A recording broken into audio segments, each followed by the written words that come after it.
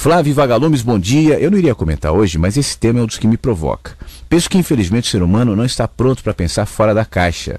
Nossa geração existe uma quantidade maior de pessoas prontas, mas talvez sem as religiões o ser humano já tivesse se destruído, o mundo segue leis, as regras, as pessoas precisam de um norte. Eu mesmo tenho saído da caixa em vários assuntos, mas o meu catolicismo é enraizado em mim.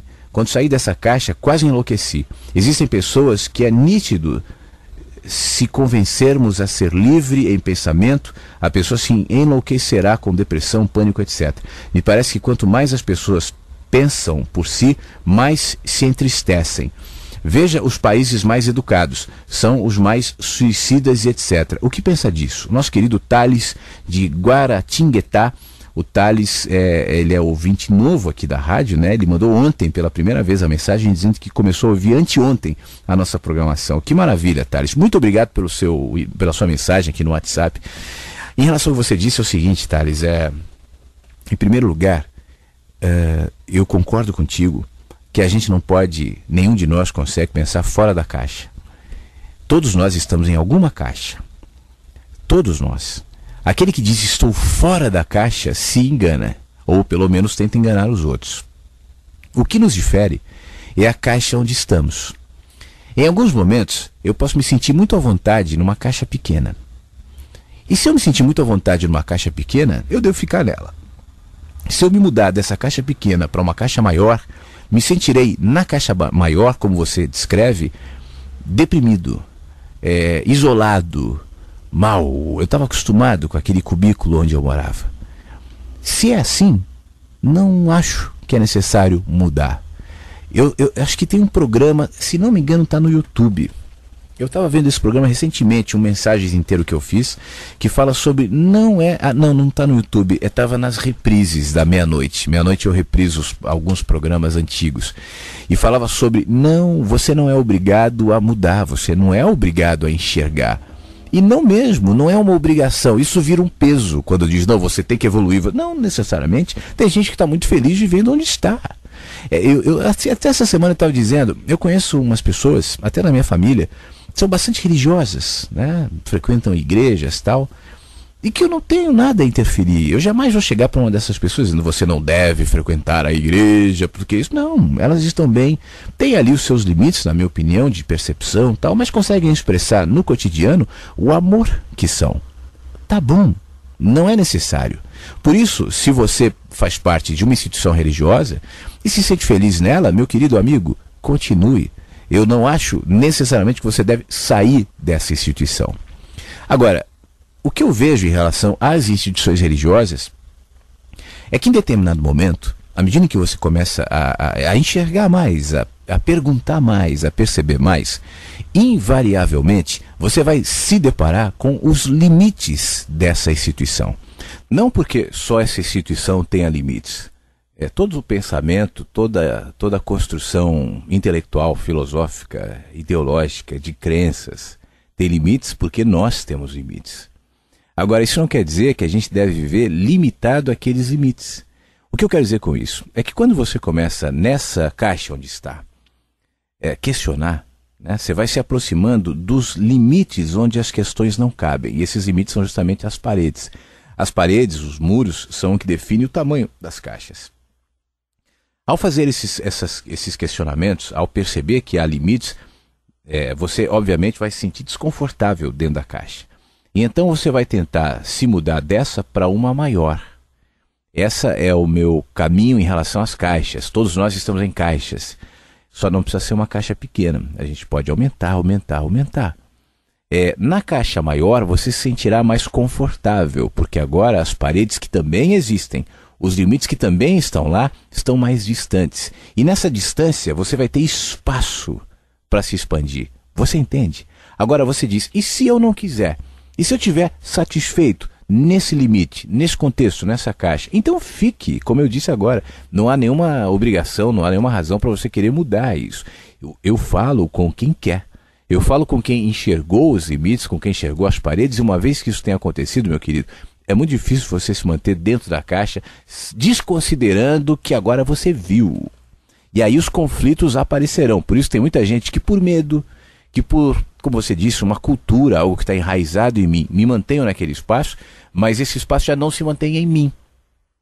O que gera o espaço, o que condiciona o espaço, o que faz com que aquele espaço seja um espaço, é justamente os limites das questões, das perguntas, dos horizontes contidos atrás daquela parede. Quando eu vejo aquela parede, o horizonte se interpõe agora entre eu e as minhas questões.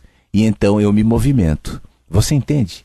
Então você diz, mas o que acontece nos países mais cultos e mais educados, onde o nível de suicídio é maior? Em primeiro lugar, que educação, que cultura, que ser letrado ou ser intelectual não tem nada a ver com se manter existencialmente bem.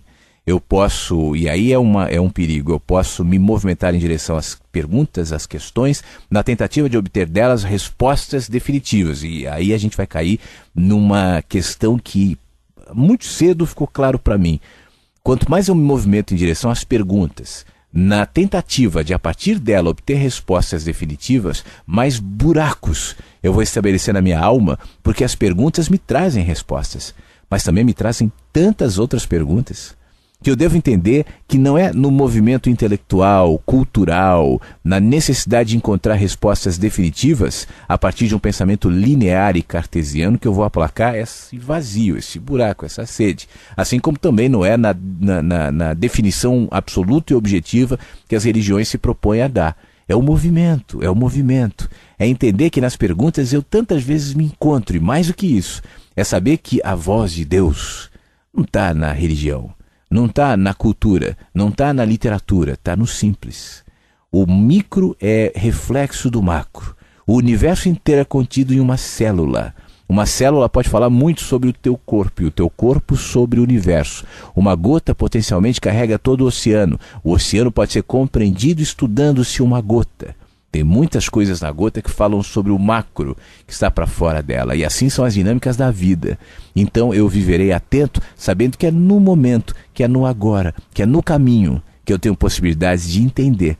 E aí, a partir daí, é mais uma razão para que não necessariamente eu me encolha dentro de uma caixinha pequena, achando que se eu sair de lá, como você disse, as pessoas vão se matar, haverá tristezas. Você falou, a sociedade precisa das regras da religião, porque se não fosse isso, a sociedade se mataria. Em parte, meu querido, acho que foi ontem que eu falei sobre isso, que as regras da religião, das leis, enfim, têm sua importância, seu papel na estabilidade social. Não desconsidero isso, eu acho que é importante, eu não sou anarquista, né? De qualquer maneira, eu sinto que para além delas há a consciência. A questão é que nós somos bichinhos muito distantes da consciência, a gente não sabe exatamente o que é isso. Então nós precisamos das leis para nos tangenciar. Então eu cumpro as leis não porque eu tenho consciência, eu cumpro as leis porque as leis me mandam, sejam as leis que me punem juridicamente, né, ou as leis que me punem espiritualmente, como as leis da religião que dizem, se você transgredi-las, irá para o inferno, Deus te castigará, ou voltará no karma como um ser assim.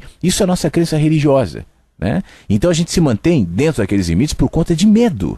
O que eu estou falando aqui, o que eu estou propondo, é que nós sigamos as leis, sigamos as regras, e tem algumas leis ou regras que eu sigo pessoalmente, como cidadão, e que eu acho que são, enfim, não deveriam existir, são equivocadas. Mas eu sigo porque eu aceitei conviver em sociedade, e eu sigo por respeito a isso, mas não porque isso extrai em mim. Você entende? O que me movimenta é a consciência, inclusive a consciência de que em alguns momentos eu devo seguir alguns padrões ou algumas regras ou algumas leis para o bom convívio social que eu acho incompletas, mas isso não me impede de segui-las. Consciência está sobre as leis e a religião não me gera consciência. A religião poderia ser um primeiro movimento. Você não mate, você não seja desonesto, você não roube, tudo bem. Mas por quê? Porque é imoral? Porque Deus me pune? Ou porque a partir daí eu desenvolvo uma consciência mais profunda do significado de fazer ou não fazer essas coisas. Para quem conduz o rebanho, não é interessante que o rebanho reflita, que o rebanho questione, que o rebanho pergunte. Mas para aqueles que não nasceram para serem ovelhas, mas para serem animais selvagens que voam, talvez o questionamento seja o único caminho.